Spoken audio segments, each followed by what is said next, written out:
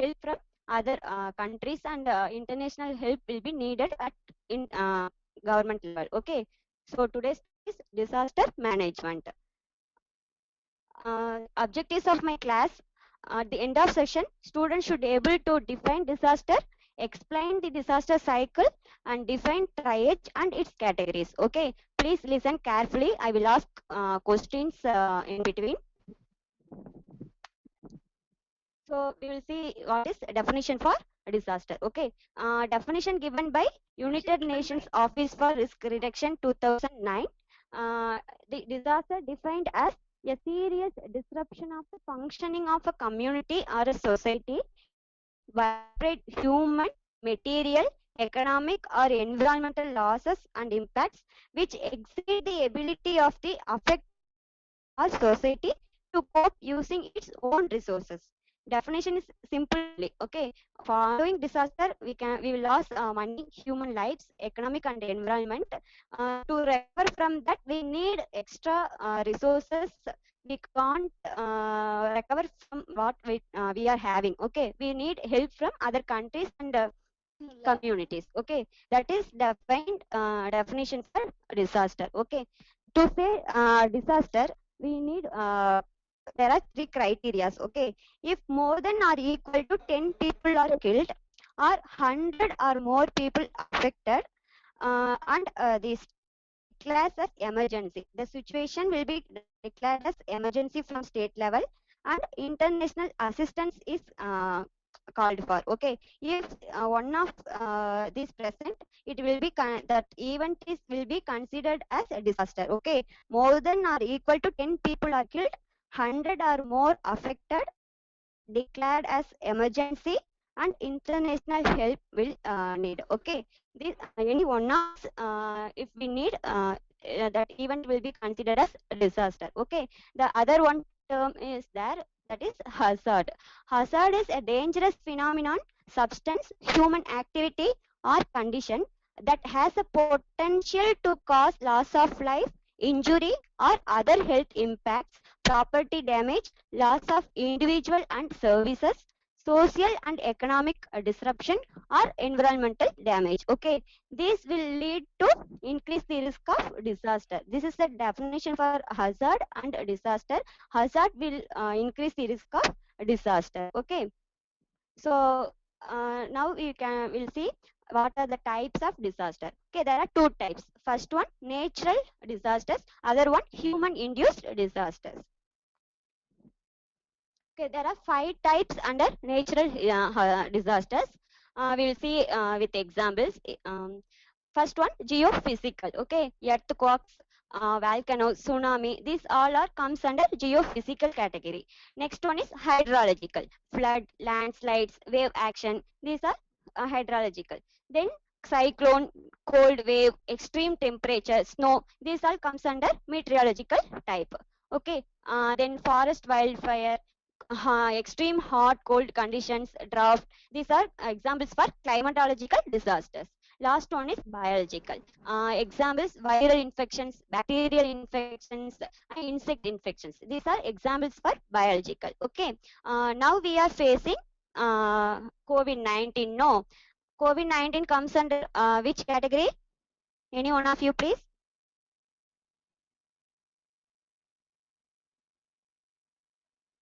COVID-19 infection. Yeah, good. COVID-19 infection comes under biological hazard. Okay. So, any one of you tell me the answer. First image comes under which category? First one is tsunami. There are 5 types. Pardon? Come again? Geological. Yeah. Next one is snow. Comes under which category?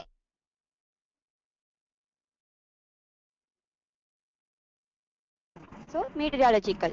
Snow comes under meteorological. Okay. The next one is fire. Fire comes under climatological type. Okay. Last one is flood. Flood comes under hydrological. Biological, last one, biological. There are 4 types: geophysical, climatological, meteorological, hydrological, biological. Okay, I hope everyone understood this. Next, we'll see about human-induced disaster. What are the causes for the disaster because of humans? Okay, rise in population, rapid urbanization, industrialization, development within high-risk zones, environment degradation, climate change, chemical, biological, radiological, and nuclear hazards. These all has impact on disasters. Okay, so following disaster, what will happen to the general people? They will be injured. Most of people's life will be lost. That is morbidity and mortality pattern. What are the factors influence this morbidity and mortality? Means it will be based on type of disaster. Okay, example, injuries will be more in case of explosions, earthquakes, typhoons, fires. In this, injuries will be more. In cases of landslides, volcanic eruptions, floods, death will be more compared to injuries. Okay, and also the morbidity and mortality pattern depends on the density and distribution of population. If the people living in some area is number of people there is less, means the morbidity and mortality pattern will be reduced. Okay, and also it will be based on condition of the environment, degree of the preparedness,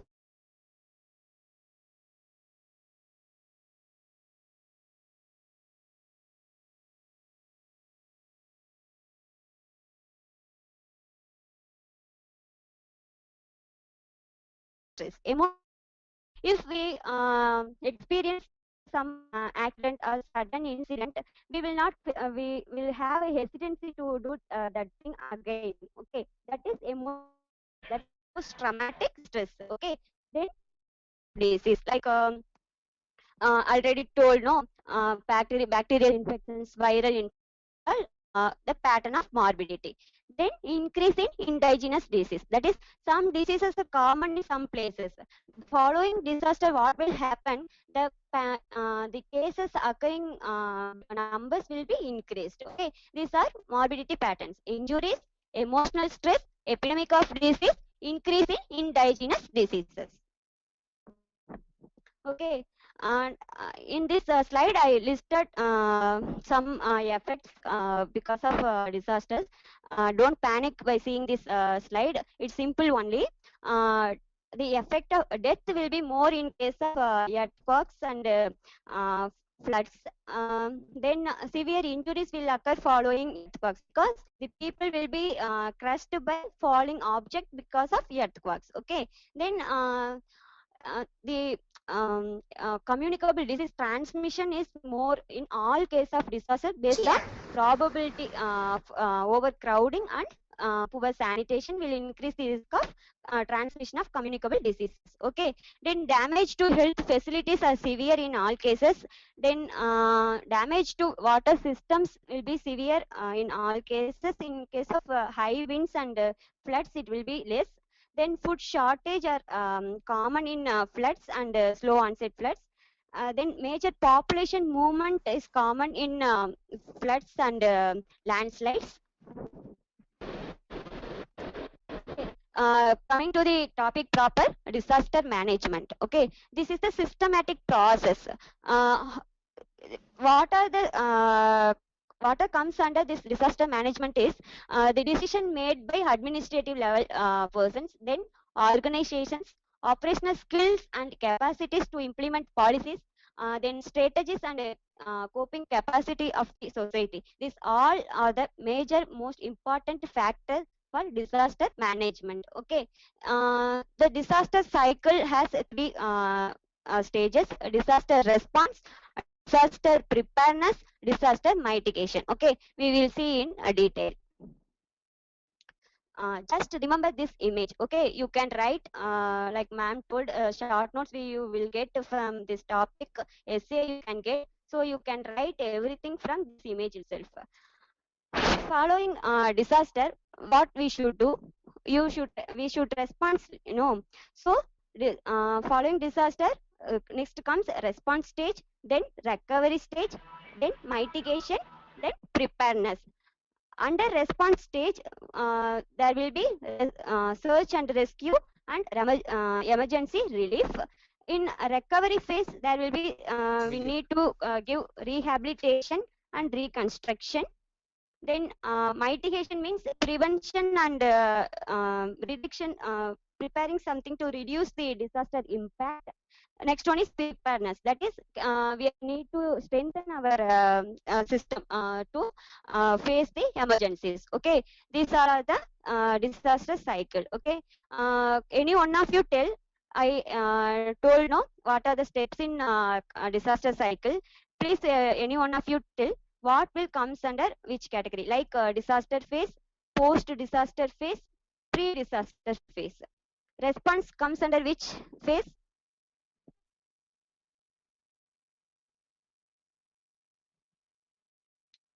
When we should give response. Response comes under disaster phase. Okay, during disaster phase only we can give our response to disaster. Next one is recovery phase. Recovery comes under post disaster phase. Okay, then mitigation and preparedness comes under pre disaster phase. That is, we are trying to reduce the impact of disaster before occurring. That is mitigation and preparedness. So we'll see about disaster impact and response. The first step following disaster is search, rescue, and give first aid. Okay, whom should will give first response following disaster? The other persons from outside, we can't wait for them. So the uninjured survivor should respond first. That is search, rescue, and first aid. Next one is field care. The injured person should be transferred to nearby health facilities. Okay, then under this category, what we need to do means we need to establish a center to respond inquiries from injured persons, relatives, and friends. Otherwise, that casualty itself changed into big disaster. Okay, then triage. Triage is most important. You will get short notes or ultra short notes from this topic. If we follow the triage coding system to give priority to injured persons, we can give maximum benefit to greatest number of injured persons. Okay, for that, this is the tag used in triage system. So before giving medical attention, we should categorize the injured persons into different types. Okay, if you are seeing the one person's condition, if by giving immediate medical attention, the probability of saving that person's life is more, means you should be categorized that person as red category. You need to give high priority. Immediate, by giving medical intervention, you can increase the chance of saving that person's life. That will comes under, that person will comes under red category. Next one is, we can give medical attention that can be delayed up to 1 hour. That person comes under yellow. We should categorize in yellow category. That is medium priority can be given. Then ambulatory persons, that is the condition does not need that much intervention. Okay, we can delay the intervention up to 3 hours. That person should be categorized as green. That we can give low priority. Last one is dead persons. They will be categorized as black. Okay, I hope everyone understand. Any doubts from this triage? If you have doubt, you can ask.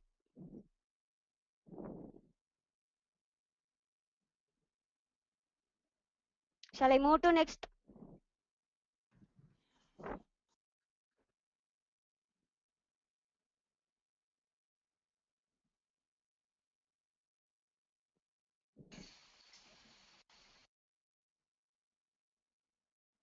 Okay. After response phase comes relief phase.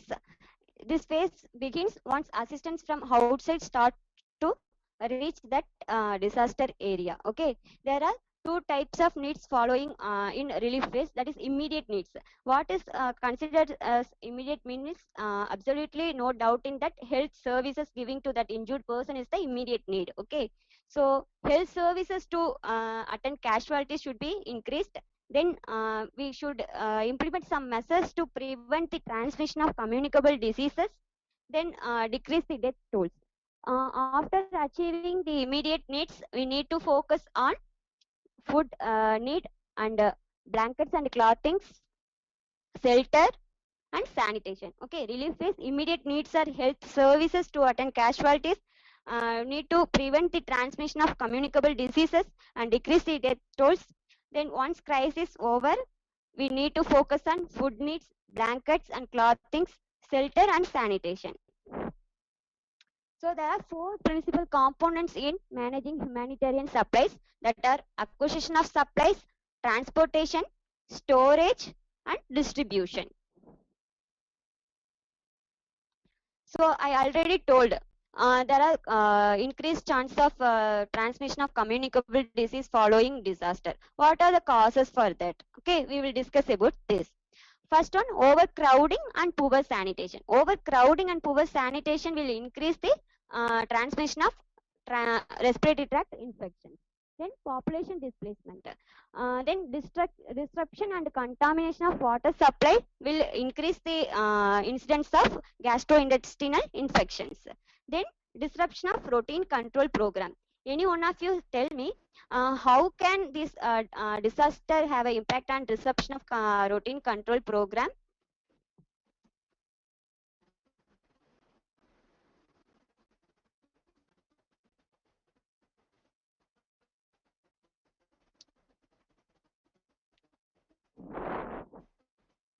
What will happen following a disaster?